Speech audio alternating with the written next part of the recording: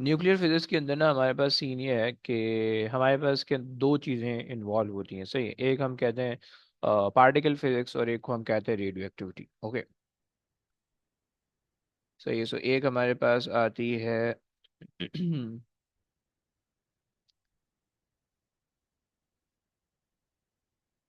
एक हमारे पास आती है पार्टिकल फिजिक्स आ गई। सही है। अच्छा, पार्टिकल फिजिक्स जो है ना वो रिलेटिवली एक आसान सा टॉपिक है। सही है। और पार्टिकल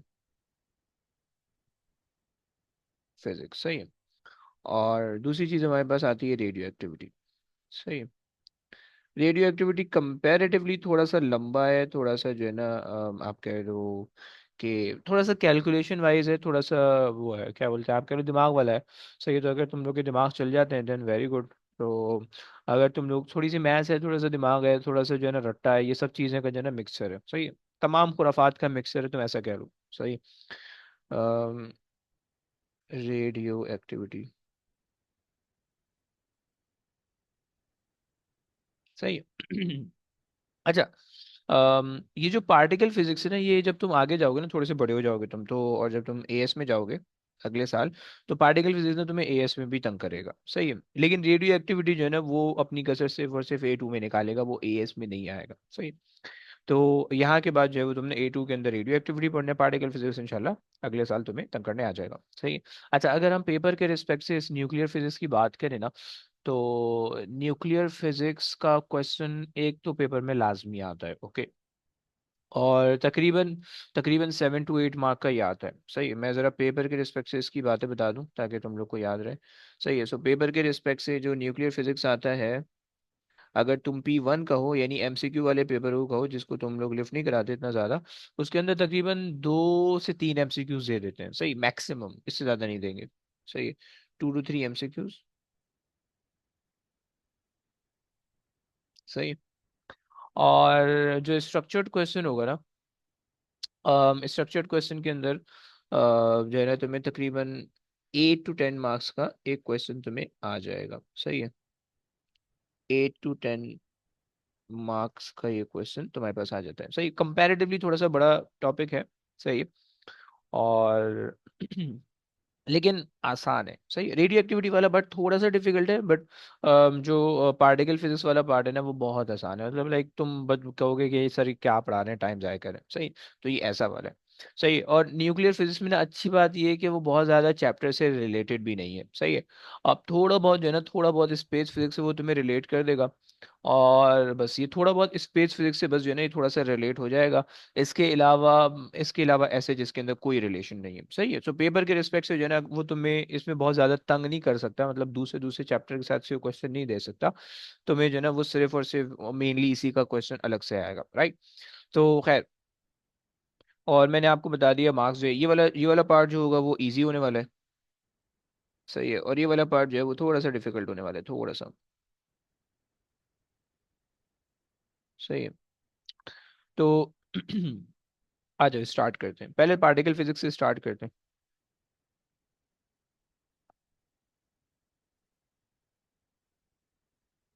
पार्टिकल फिजिक्स। अच्छा देखो, इसका सीन ये है कि हमारे पास जितने भी पार्टिकल है ना, हम इसके अंदर ना उन सारे पार्टिकल्स को लेके पढ़ा करेंगे। सही है। मतलब जो है तुमने तुमने बचपन में जितने पार्टिकल के नाम सुने, इलेक्ट्रॉन, प्रोटॉन, न्यूट्रॉन, और इसी तरह से जो है और भी जितने पार्टिकल के नाम सुने, उन सब पार्टिकल को लेके जो है ना वो हम इसके अंदर यहाँ पे हम जो है ना लड़ लड़ झगड़ेंगे। सही।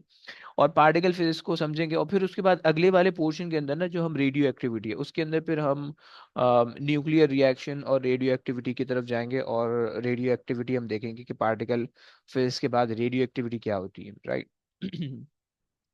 तो आ जाओ, let's start with the particle physics. अच्छा, अगर तुम एक पार्टिकल के बारे में बात करो ना, तो एक पार्टिकल जो है वो एक जनरलाइज टर्म है, कॉमन कॉमन वर्ड है। क्या कहते हैं उसको, कलेक्टिव नाउन है। सही है। ये सब के लिए आप बोल सकते हो। एक पार्टिकल जो है वो एटम भी हो सकता है, पार्टिकल एक मॉलिक्यूल भी हो सकता है। सही है। और पार्टिकल जो है वो एक आयन भी हो सकता है। सही है। पार्टिकल जो है वो हम सब एटॉमिक पार्टिकल कहते हैं इलेक्ट्रॉन प्रोटॉन न्यूट्रॉन को, सही। तो इस तरह से जो है ना, ये पार्टिकल का वर्ड बहुत ज़्यादा वो है, मतलब जनरलाइज टर्म है, सही है। और केमिस्ट्री में तुमने कभी कभार देखा भी होगा ऐसा कि जो है ना वो पार्टिकल कह रहे होते हैं, और फिर तुम्हें खुद ही अज्यूम करना होता है कि पार्टिकल से पहले वो अगर लिक्विड की बात करे तो वो पार्टिकल मॉलिक्यूल की फॉर्म में होगा, अगर सॉलिड की बात करे तो पार्टिकल एटम की फॉर्म में होगा, राइट। सो तो इस पार्टिकल से आपको क्या पता चलेगा, इस पार्टिकल से आपको ये पता चल जाएगा कि ये पार्टिकल जो है वो एटम भी हो सकते हैं, सही है। ये पार्टिकल जो है वो आयंस भी हो सकते हैं, सही है। ये पार्टिकल जो है वो मॉलिक्यूल्स भी हो सकते हैं, ओके। ये दो तीन चीजें तुम्हें इस पार्टिकल से पता चल जाएगी, सही है। सही। मॉलिक्यूल्स जो है ना वो वैसे हम जनरली गैसेस या लिक्विड के लिए इस्तेमाल करते हैं, सही है। और जो एटम है वो जनरली हम सॉलिड के लिए इस्तेमाल करते हैं, सही है। तुम्हें पता है ना, तुम्हें पता है स्टेट ऑफ मैटर कितने होते हैं, कोई बता सकते हैं, कोई बच्चा है ऐसा स्टेट ऑफ मैटर वाला, कोई बच्चा बता सकते हैं? Yes, anybody? थ्री। थ्री कौन बोला है? थ्री? रोहान, रोहान कितने थ्री, कौन कौन से? Solid, liquid, gas. एंड? अच्छा बस इतने? चलो ओके। तो बेसिकली अगर सॉलिड होते ना ज्यादातर, हम सॉलिड के लिए मतलब जो है ना, अगर सॉलिड होता है तो हम उसके अंदर फिर हम एटम को रेफर करते हैं, सही है। और लिक्विड और गैस होता है, यानी फ्लूइड तुम इसको कह लो, सही है। ये चलो लिक्विड और गैस कह रहे थे, लिक्विड और गैस, सही है। तो उसके अंदर जो है हम यूजुअली टर्म इस्तेमाल करते हैं मॉलिक्यूल, सही है। और आयंस जो होते हैं ना वो हमारे पास एक और स्टेट ऑफ मैटर होते हैं जिसको हम कहते हैं प्लाज्मा, सही है। सो बट अभी तुम्हें ये याद रखने की जरूरत नहीं है, सही है। मैंने सिर्फ ऐसे ही शो मारने के लिए बता दिया, एक अच्छा सा वर्ड था मैंने बता दिया, सही है। ऑल्दो हमारे पास जो है ना अभी तक थ्री स्टेट ऑफ मैटर हम लोग पढ़ते हैं, लेकिन तकरीबन 5 to 6 स्टेट ऑफ मैटर जो है वो अभी तक आ चुके हैं, राइट। जिसके बारे में साइंटिस्ट डिस्कवर कर चुके हैं, राइट। इसके अंदर से फोर्थ स्टेट ऑफ मैटर जो है वो प्लाज्मा है। प्लाज्मा इज बेसिकली एक ऐसा जो है ना आपके पास स्टेट ऑफ मैटर होता है कि जिसके सारी चीजें जो है ना वो आयनाइज फॉर्म में होती है, राइट। हम डिस्कस करेंगे आयन क्या होता है, सही है। तो आ जाओ। अब यहाँ से आगे जो हमारी पार्टिकल फिजिक्स है ना उसके अंदर हमें मॉलिक्यूल को बहुत ज्यादा लेके नहीं डिस्कस करना है, ओके। मॉलिक्यूल के अंदर जितनी भी चीजें आएंगी वो तुम केमिस्ट्री के अंदर पढ़ रहे होगे या पढ़ चुके होगे, ओके। उनका मॉलिक्यूलर स्ट्रक्चर वगैरह, उनके केमिकल फार्मूला, एम्पेरिकल फार्मूला, जो भी सारी चीजें वो सारी तुम जो है वो वहाँ पे पढ़ चुके होगे, राइट। तो मैं यहाँ पे तुम्हें उसके बारे में तंग नहीं करूंगा, सही है। आयन से रिलेटेड भी बहुत सारी चीजें तुम साइंस फिजिक्स के अंदर पढ़ चुके, केमिस्ट्री के अंदर पढ़ चुके होगे। थोड़ी बहुत चीजें तुम्हें पता होनी चाहिए, लाइक बिल्कुल थोड़ी सी चीजें, सही है। Like gain in electron and loss in electron, ये थोड़ी सी चीजें तुम्हें बस पता होनी चाहिए, तुम्हारी जिंदगी यहाँ पे चल जाएगी, ओके। एंड मेनली जो है ना वो हम यहाँ पे एटम और उसके सब एटॉमिक पार्टिकल के बारे में हम बात करेंगे, ये हमारी जिंदगी है, ओके। सही हो गया। सो एटम के अंदर जो है वो हमारे पास जो चीजें हम डिस्कस करने वाले हैं वो हमने डिस्कस करना है इसके सब एटॉमिक पार्टिकल्स, सही है। सब एटॉमिक पार्टिकल्स, ओके। हम सब एटॉमिक पार्टिकल्स के अंदर कहते हैं कि भाई हमारे पास जो है वो तीन वो हैं सब एटॉमिक पार्टिकल्स, सही है। एक हम कह रहे होते हैं इलेक्ट्रॉन, या जिसका मास सबसे बड़ा होता है उसको सबसे पहले लिखते हैं। न्यूट्रॉन,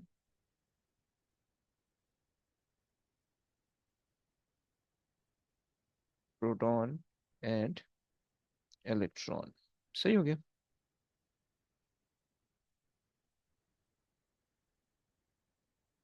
सो हमारे पास जो है ना ये तीन सब एटॉमिक पार्टिकल्स हैं, सही। आयंस हम पहले सब एटॉमिक पार्टिकल यानी एटम को समझ लेते हैं, उसके बाद जो है ना वो हम आयंस को डिस्कस करते रहेंगे, राइट।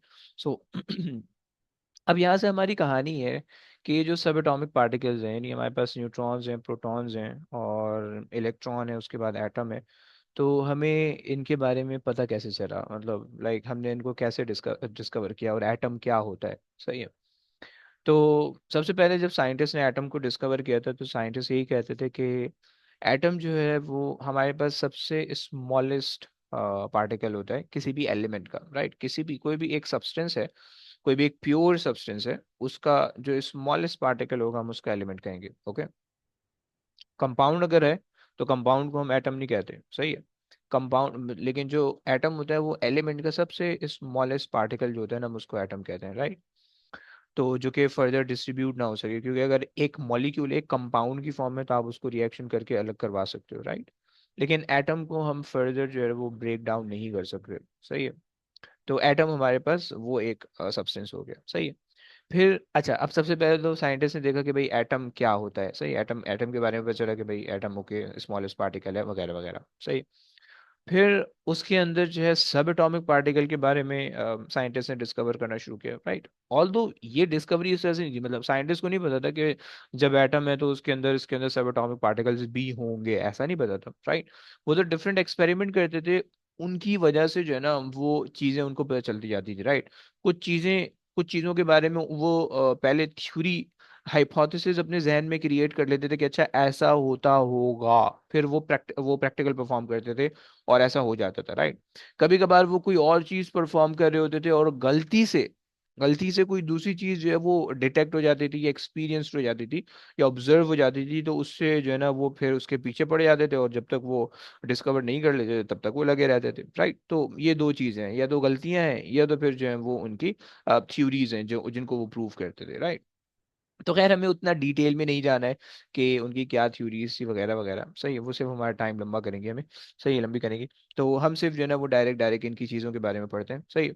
न्यूट्रॉन के बारे में हमें ऐसा कोई सिलेबस में डिटेल नहीं है, सही। ऑल्दो इससे कुछ एक्सपेरिमेंट और इसके कुछ जो है ना वो थ्योरीज थी कि किस तरह से जो है वो न्यूट्रॉन फॉर्म हुआ, सही। बट हमें इस पर पढ़ा करने की जरूरत नहीं है, सही। और हमने जो है फिर उसके बाद जो है प्रोटॉन और इलेक्ट्रॉन को भी एज होल हमने नहीं देखना कि वो कहाँ से आए कब आए, सही है। तो प्रोटॉन आए, इलेक्ट्रॉन आए, सही है। और other food experiment, plum fooding experiment, right, इनसे जो है वो हमने इलेक्ट्रॉन्स को डिस्कवर किया। बट हमें जो है वो फिलहाल इन पे भी बहुत ज़्यादा डिटेल में बात नहीं करनी है, हमें सिर्फ जो है वो एटम को लेकर डिस्कस करना है कि एटम के अंदर जो है वो क्या क्या चीज़ें होती हैं, सही है।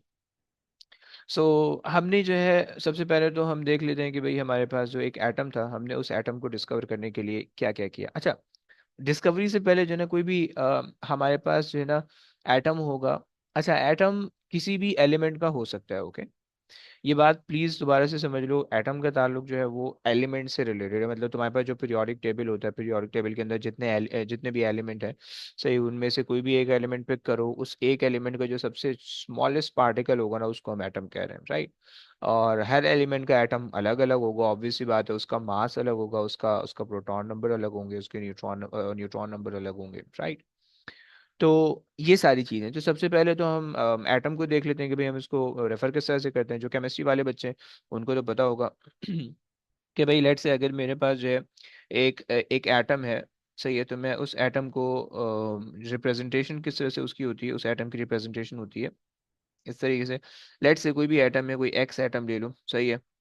तो हम यहाँ पे जो है जेड लिख देते हैं, सही, अभी कन्वेंशन है, सही है। यहाँ पे जेड आ जाएगा, यहाँ पे आ जाएगा ए, सही है। अच्छा, अब जो हमारे पास z होगा, ये पता नहीं मैंने इसकी पिक्चर्स मेरे पास है या नहीं है। आय हाय, नहीं है, नहीं है, नहीं है, नहीं है, नहीं है। ओके। सो अब ये जो हमारे पास z होगा, ये बेसिकली हमारे पास जो है ये हमें बताएगा प्रोटॉन प्लस न्यूट्रॉन, ओके। और a जो है वो हमें बताएगा सिर्फ और सिर्फ प्रोटॉन, सही, प्रोटॉन, सही है। तो एक एटम जो होगा, उस एटम के अंदर ये तीन चीजें हुआ करेंगी, सही है। एक एटम जो होगा उसके अंदर न्यूट्रॉन भी होंगे, उसके अंदर प्रोटॉन भी होंगे, उसके अंदर इलेक्ट्रॉन भी होंगे, सही है। और इसमें जो है, जब हम एटम को, किसी भी एटम को रेफर करेंगे, तो उस एटम का नाम, यानी ये जो एक्स मैंने लिखा है इसकी जगह पे उस एटम का नाम, जिन जिन हजरात के पास केमिस्ट्री नहीं है, जिनका केमिस्ट्री से ताल्लुक नहीं है, मैं उनके लिए थोड़ा सा एक्सप्लेन कर रहा हूँ, सही है। एटम के जो है ना एक्स से जो है हम उसका नाम रेफर कर रहे होंगे, सही है। और हम जो है वो प्रोटॉन नंबर और प्रोटॉन नंबर और न्यूक्लियॉन नंबर हम इसको कहते हैं, राइट। कभी कभार तुम्हें न्यूक्लियॉन नंबर भी लिखा होगा, कंफ्यूज मत हो जाना प्लीज। इसको हम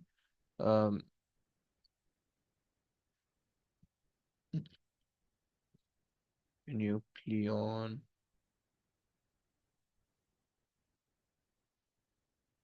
नंबर, सही। सो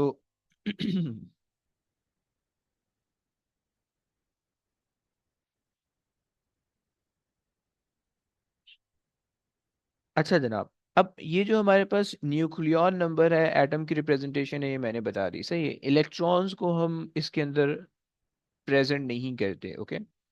इलेक्ट्रॉन की क्या कहानी होती है, इलेक्ट्रॉन को जो है वो हम चार्जेस की फॉर्म में यहाँ पे लिखते हैं, सही हो गया। ये मैंने बॉक्स बना दी, सही है। अगर तो यहाँ पे कुछ भी नहीं है तो आप अज्यूम करोगे कि जीरो, सही है, ओके। और अगर यहाँ पे कोई चार्ज है, या तो पॉजिटिव होगा या नेगेटिव होगा, तो उसी हिसाब से आपने इलेक्ट्रॉन को ट्रीट करना है, राइट। अच्छा, पहले मैं तुम्हें जो है ना एक छोटी सी पिक्चर दिखा देता हूँ ताकि तुम थोड़ा सा रिलेट कर पाओ। ज़रा प्लीज़ ये देखना, तुम्हें ये पिक्चर दिख रही होगी, आई होप सो, सही। अब देखो इसके अंदर मेरे पास जो है हम यूजुअली जब हम एक पूरे एटम को, एटॉमिक स्ट्रक्चर को बनाते हैं, तो हम इस तरह से जो है ना यूजुअली शो किया करते हैं। ऑल दो एटम इस तरह से नहीं दिखता, बिल्कुल एग्जैक्टली इस तरह से नहीं दिखता, लेकिन हम इसको इस तरह से शो किया करते हैं, ओके। अब इसके अंदर जो है तुम देख पा रहे हो कि एक हमारे पास सेंटर का पोर्शन है पूरा, सही है। और बाकी जो है वो हमारे पास आगे पीछे के पोर्शन है, राइट। सो अगर ये तुम देखो, ये तुम्हारे पास जो है एक सेंटर है, सही है। तो पूरा बीच में ले आते हैं, सही। सो ये तुम्हारे पास एक सेंटर का पोर्शन है, और इस सेंटर वाले पार्ट को हम कह रहे होते हैं न्यूक्लियस, तुम्हें पता है, सही है। देखो मैं अगेन बता देता हूँ, तुम लोगों को बहुत इरिटेटिंग लग रहा होगा, सही है, कि मैं जो है ना छोटी छोटी चीज़ें बता रहा हूँ, लेकिन कुछ बच्चे ऐसे हैं जिन्होंने केमिस्ट्री नहीं पढ़ी हुई, तो इस वजह से उनके लिए बता रहा हूँ न्यूक्लियस, सही है। सो ये हमारे पास सेंटर वाला पार्ट न्यूक्लियस होता है, सही है। न्यूक्लियस के अंदर हमारे पास प्रोटॉन और न्यूट्रॉन होते हैं, सही है, ये तुम्हें दिख पा रहा है, सही है। और इलेक्ट्रॉन जो है वो साइड में जो है ना फारे की तरह घूम रहे होते हैं आसपास, सही है। तो ये हमारे पास कहानी हो गई, सही है। अच्छा, अगर तो एक एटम एक एटम इनिशियली न्यूट्रल होता है, राइट, उस पे जो है जितने नंबर ऑफ प्रोटॉन होते हैं उतने नंबर ऑफ इलेक्ट्रॉन होते हैं, ये बात तुम्हें पता होनी चाहिए, सही है। एटम इज ऑलवेज न्यूट्रल,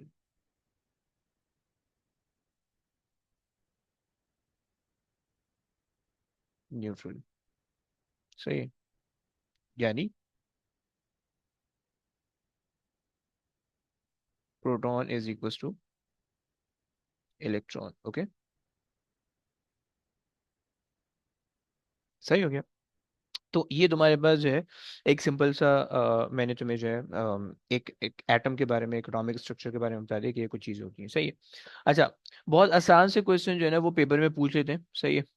वो तुमसे पूछते हैं कि भाई कॉम्पोजिशन ऑफ एटम के बारे में आप मुझे बता दो, राइट। कॉम्पोजिशन ऑफ एटम के बारे में या तो 2 मार्क का क्वेश्चन आता है, 3 मार्क का क्वेश्चन आता है। अगर तो 2 मार्क का क्वेश्चन आएगा, तुमने सिर्फ प्रोटॉन और न्यूट्रॉन लिखने हैं। अगर तो 3 मार्क का क्वेश्चन आएगा तो तुमने इलेक्ट्रॉन भी मेंशन करना है, ओके। मैं जो है ना जल्दी जल्दी तुम लोग से थोड़े से क्वेश्चन करा देता हूँ, पूछ लेता हूँ, ताकि तुम लोग मुझे पता चले तुम लोग को समझ में आ रहा है नहीं आ रहा, और फिर उसके बाद आगे चलेंगे। अच्छा, लेट्स अज्यूम दैट कि हमारे पास एक हम ले लेते हैं,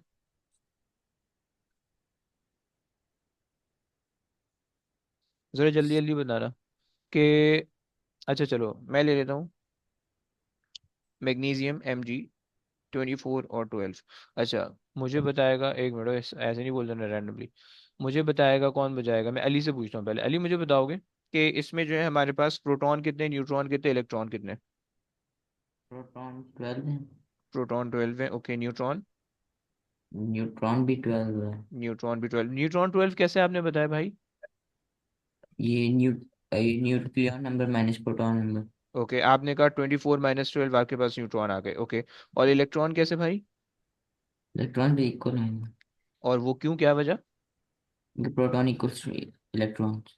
जब एलिमेंट जो है वो अपनी लाइक न्यूट्रल फॉर्म में हो, यानी कोई चार्ज नहीं हो, जीरो चार्ज हो, राइट, ऐसा ही ना भाई। Perfect perfect. अच्छा जी, मेरे पास जो है ना एक और एलिमेंट, चलो मैं दे देता हूँ तुम्हें। अच्छा, ये जो हम ऊपर जो लिख रहे होते हैं न्यूक्लियॉन नंबर, हम इसको मास नंबर भी कहते हैं, ये तो तुम लोग को बात पता होगी राइट। न्यूक्लियॉन नंबर को हम मास नंबर भी कह रहे होते हैं, सही हो गया। मैं यहाँ पे जो है ना, मैंने एक नई टेक्नोलॉजी डिस्कवर की है, ये देखो, ये लगा दिया मैंने टेप इस पे, और मैं इस पे लिख देता हूँ मास नंबर, मास नंबर। ओए होए टाइट, देख रहे हो, अब तुम चाहो तो तुम न्यूक्लियॉन नंबर देख लो, तुम चाहो तो मास नंबर देख लो, उफ हैवी। अच्छा जी। ओके, आ जाओ आगे चलते हैं। मैं जो है ना एक और क्वेश्चन दे देता हूँ तुम्हें, कि जो है ना तुम अगर मुझे बता दो, मेरे पास है स्ट्रोंशियम, सही है। एस्ट्रोंशियम होता है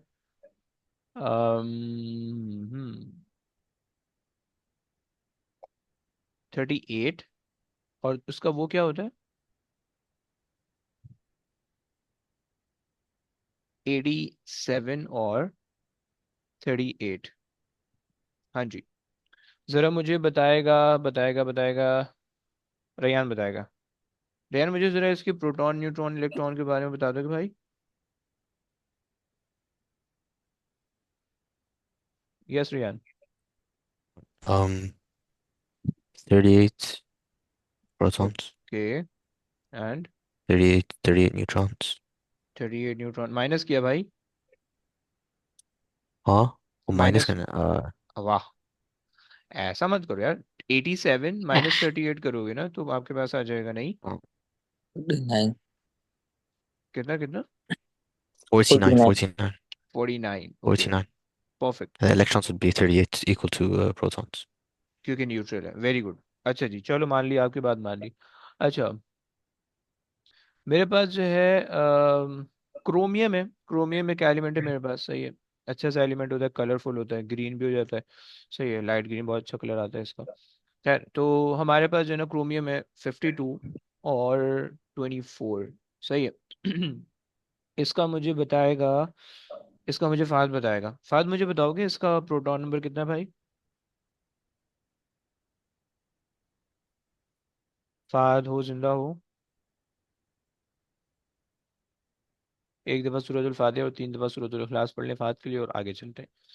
रुमैसा से पूछे थे, रुमैसा आप बताओगे प्लीज़, इसका प्रोटॉन कितने हैं। सर प्रोटॉन होंगे 24, वेरी गुड। न्यूट्रॉन्स होंगे 28 और इलेक्ट्रॉन्स 24। और न्यूट्रॉन के लिए माइनस किया 52 में से, right, 24 minus 52, yes 52 minus yes 52, okay okay fine, very good. And तीसरी आपने बताया इलेक्ट्रॉन, आपने बताया 24, फाइन। अच्छा जी, चलो, ये तो हमारे पास हो गए कुछ, कौन हो गए, सारे बच्चे हो गए।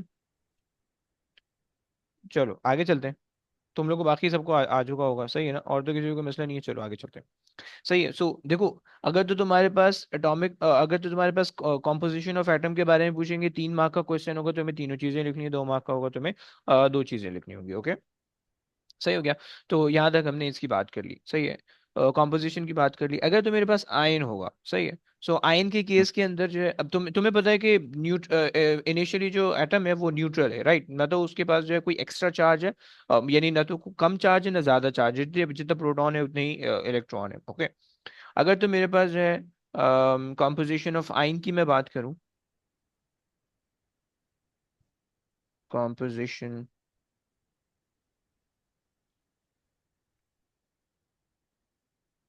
ऑफ आयंस, सही है। सो कॉम्पोजिशन ऑफ आयंस में जो है ना हमारे पास, चलो मैं तुम्हें कुछ एलिमेंट देता हूँ, मैं तुम्हें उसके कुछ आयंस बना के देता हूँ, सही है, तुम मुझे बताना। अच्छा, मेरे पास जो है ना एक है कॉपर, सही है, Cu, और मेरे पास है 63 एंड 29, सही है। और मुझे इसके, और मैंने जो है ना इस पे चार्ज दिया हुआ है तुम्हें 2 प्लस का, ओके, 2 प्लस का चार्ज है। 2 प्लस का चार्ज है, मतलब क्या मतलब होगा कि उसने 2 इलेक्ट्रॉन लूज लूज कर किया. दिए, सही है।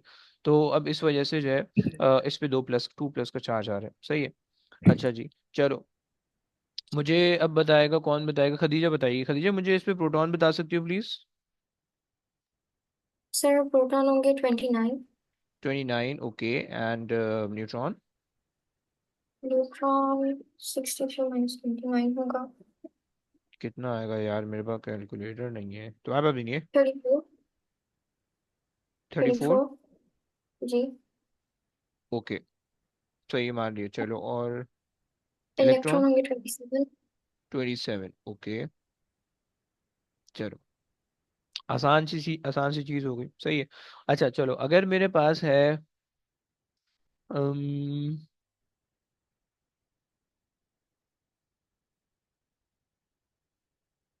एक एक और ले लेते हैं, एक और आखिरी चीज करते हैं, उसके बाद चलेंगे। सही है। अगर मेरे पास है ब्रोमीन, और ब्रोमीन हमारे पास होता है 35 और 79, 80 ले लेते हैं, 80 होता है, 80 और 35। ओके, और मैं ले रहा हूँ -1। सही है। तुम्हें पता है ब्रोमीन 7, ग्रुप 7 का है, तो वो जो है ना इलेक्ट्रॉन गेन करता है, और जब इलेक्ट्रॉन गेन किया हुआ होगा तो -1 का चार्ज आएगा। सही है। अच्छा जी, तो रोहान मुझे बताओगे कि इसमें क्या क्या कॉम्पोजिशन होंगी, प्रोटॉन कितने होंगे भाई? Yes sir. इसमें सर स्क्रीन शो हो रही। स्क्रीन शो नहीं हो रही, क्या अ- मतलब भाई? अब अब अब हो गई है। इसमें वे- प्रोटॉन 35 है, ओके। न्यूट्रॉन? न्यूट्रॉन 45 है, वेरी गुड। और इलेक्ट्रॉन 36 है। 36, सही, चलो फाइन हो गया। तो तुम्हें ये बात समझ में आ गई कि भाई हमारे पास जो है वो कॉम्पोजिशन हम किस तरह से उसके बारे में देख रहे हैं। सही। अच्छा, शायद तुम्हें इसमें कंफ्यूजन हो कि यार हम नेगेटिव साइन या पॉजिटिव साइन कहाँ से ला रहे हैं। सही है, अगर तो तुम पहले से पढ़ चुके हो तो तुम्हें समझ में आ रहा होगा, लेकिन अगर तुम्हें नहीं पता तो हम इसके बारे में ना थोड़ा सा डिस्कस कर लेते हैं। सही है, कि हमारे पास जो इलेक्ट्रॉन, प्रोटॉन, न्यूट्रॉन है, इनके क्या चार्जेस होते हैं, इनके मासेस क्या होते हैं। ओके, तो चलो। सो हमारे पास अगर हम ले लें प्रोटॉन, ले लें प्रोटॉन, सही है, और अगर हम ले लें न्यूट्रॉन, सही है, और अगर हम ले लें इलेक्ट्रॉन, सही है। सो अगर हम इनके, अब इनके जो है ना, हम कुछ चीज़ें डिस्कस करते हैं, हम इनके रिलेटिव मासेस डिस्कस करते हैं, और हम इनके एक्चुअल मासेस डिस्कस करते हैं, राइट। सो हम इनके रिलेटिव मास, सही है, और एक्चुअल मास, सही है, और हम इनके रिलेटिव चार्ज डिस्कस करते हैं, और हम इनका एक्चुअल चार्ज डिस्कस करते हैं, सही है।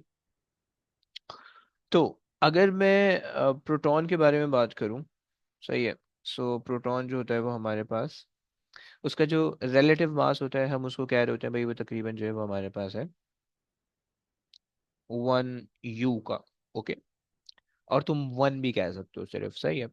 यूनिफाइड एटॉमिक मास हम इसको कहते हैं यू को, राइट। लेकिन तुम इसको यहाँ पे भी जो हमारे पास लिखे हुए होते हैं वो यूनिफाइड एटॉमिक मास की ही फॉर्म में लिखे हुए होते हैं। ओके, जैसे मेरे पास ये जो है ना 63 इसका मास लिखा हुआ है, तो ये यू की फॉर्म में 63, राइट। अच्छा जी, ये केजी और ग्राम की फॉर्म में नहीं होता। अच्छा जी, और हमारे पास न्यूट्रॉन्स जो होते हैं, न्यूट्रॉन तकरीबन 1 U के बराबर होते हैं, तकरीबन। ओके, न्यूट्रॉन थोड़ा सा हैवी होता है, प्रोटॉन थोड़ा सा लाइटर होता है। ओके, और इलेक्ट्रॉन जो होता है वो अगर तुम प्रोटॉन के मुकाबले में कंपेयर करो तो 1/1840 छोटा होता है। सही है। सो इलेक्ट्रॉन जो है वो सबसे लाइटेस्ट होता है, सही है, प्रोटॉन और न्यूट्रॉन। प्रोटॉन सबसे हैवीएस्ट होता है, सॉरी हाँ, प्रोटॉन नहीं नहीं, न्यूट्रॉन सबसे हैवीएस्ट होता है, सही है, सबसे हैवीएस्ट है, सही है, और उसके बाद प्रोटॉन है, फिर इलेक्ट्रॉन है। ओके, ये इनके अम, ये इनके रिलेटिव मासेस हैं। ओके, इनके जो एक्चुअल मासेस है बड़े गंदे गंदे हैं, इसी वजह से हम इनके एक्चुअल मासेस नहीं कोट करते। 1.66 एक्सपोनेंट -27, सही है, केजीज, सही है। ये इसका प्रोटॉन का असल वाला मास है, सही है। लेकिन इतना गंदा तुम्हें दिख रहा है, इस वजह से हम इसको नहीं लिखते, हम 1 U लिख के काम चला देते हैं, सही है। इसका जो मास है 1.67 एक्सपोनेंट -27, सही है। यहाँ पे भी तुम्हें गंदी गंदी चीजें दिख रही हैं, तो हम इसको भी इग्नोर कर देते हैं। And similarly 9.31 exponent -31 kgs। Okay, so ये इनके एक्चुअल मासेस हैं इन केजीज, राइट। लेकिन हम इनको जो है बहुत ज़्यादा इनको लिफ्ट नहीं कराएंगे अभी अपने ओ लेवल्स के अंदर, बचपन में। सही, जब हम थोड़े बड़े हो जाएंगे ना अगले साल में, तो हम इनको भी थोड़ा सा लिफ्ट कराएंगे, सही।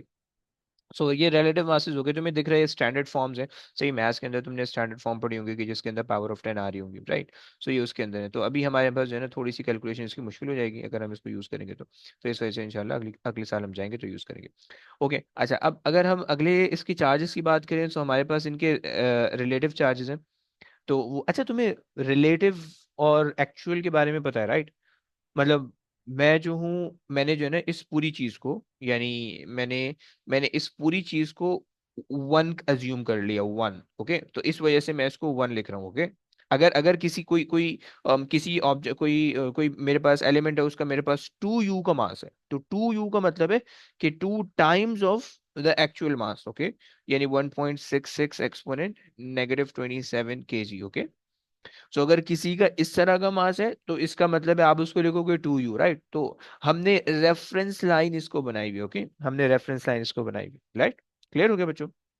आई होप सो तुम्हें ये रिलेटिव वाला मास समझ में आ रहा होगा। नहीं समझ में आ रहा, जस्ट रट्टा लगा लो।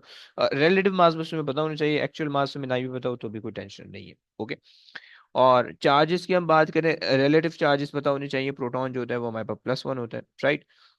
+1 का चार्ज होता है, और न्यूट्रॉन जो होता है वो हमारे पास खाली होता है, सही है, वो चिल ओके। जिंदगी गुजार रहा होता है, सही। और इलेक्ट्रॉन जो होता है वो हमारे पास -1 होता है। ओके, हम्म। परफेक्ट। और अगर इनके जो है वो हम एक्चुअल चार्जेस की बात करें, सो इनके जो एक्चुअल चार्ज होता है 1.6 exponent -19 Coulomb's, and 0 Coulomb's, 0.0 exponent to the power 0 coulombs, okay, and 1.6 exponent -19 coulombs with a negative sign and with a positive sign, okay। सो तुम्हारे पास जो है वो ये इनके कुछ चार्ट था, रिलेटिव मासेस, एक्चुअल मासेस, और रिलेटिव चार्जेस, एक्चुअल चार्जेस के, राइट। अगर तुम रिलेटिव चार्जेस को फॉर नाउ भूल भी जाओ, और तुम सिर्फ इसको सॉरी, अगर तुम एक्चुअल चार्जेस को फॉर नाउ भूल भी जाओ, रिलेटिव चार्जेस को देखो, -1 माइनस और +1, सही है। सो अगर तुम्हारे पास एक एलिमेंट है, उस एलिमेंट पे 2+ लिखा हुआ है, सो 2+ का मतलब ये है कि उसके ऊपर जो है 2 प्रोटॉन ज्यादा है, 2 इलेक्ट्रॉन कम है, राइट। क्योंकि इनिशियली सारे बराबर थे, सही। इनिशियली 27, मैं इसी कॉपर को लेके समझा रहा हूँ, कुछ बच्चों को कंफ्यूजन होती है, सही, बस वो समझ लो, थोड़ा सा आगे चलेंगे, सही है।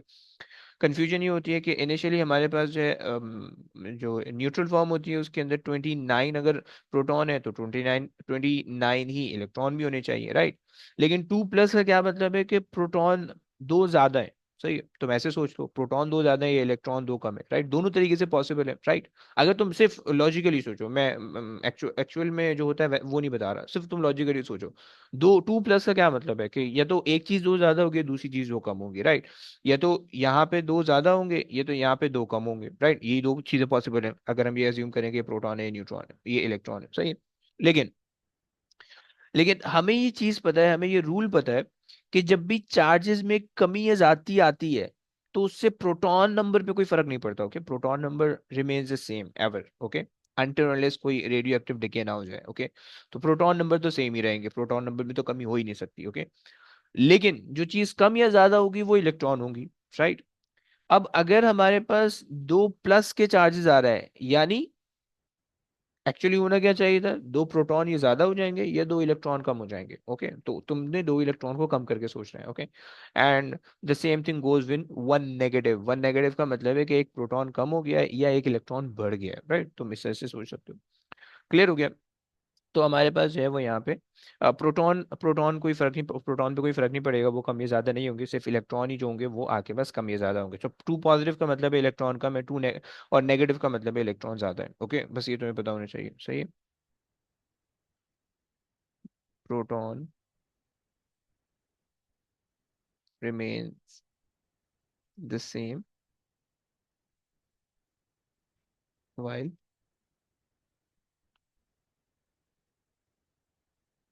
electron increase, right. और साइन आपके पास होगा नेगेटिव, और डिक्रीज साइन आपके पास होगा पॉजिटिव, ओके। इलेक्ट्रॉन अगर इंक्रीज होगा किसी भी एलिमेंट के अंदर, आयन बन जाएगा वो। तो अगर तो इंक्रीज होंगे तो नेगेटिव साइन आ जाएगा, डिक्रीज होगा तो पॉजिटिव साइन आ जाएगा। जो तुम सोच रहे हो उसका उल्टा हो रहा होगा, क्योंकि प्रोटॉन अगर होता तो सीधी सीधी कहानी होती है, इलेक्ट्रॉन है उल्टा कहानी हो रही है, सही। सो तुम्हें जो है वो यहाँ तक की कहानी आई होप से समझ में आ गई है। जरा मुझे बताओ प्लीज, हाँ ना बोलो कि तुम्हें कुछ समझ में आया, ये ऊपर से सुनी गया कुछ। Yes sir. चलो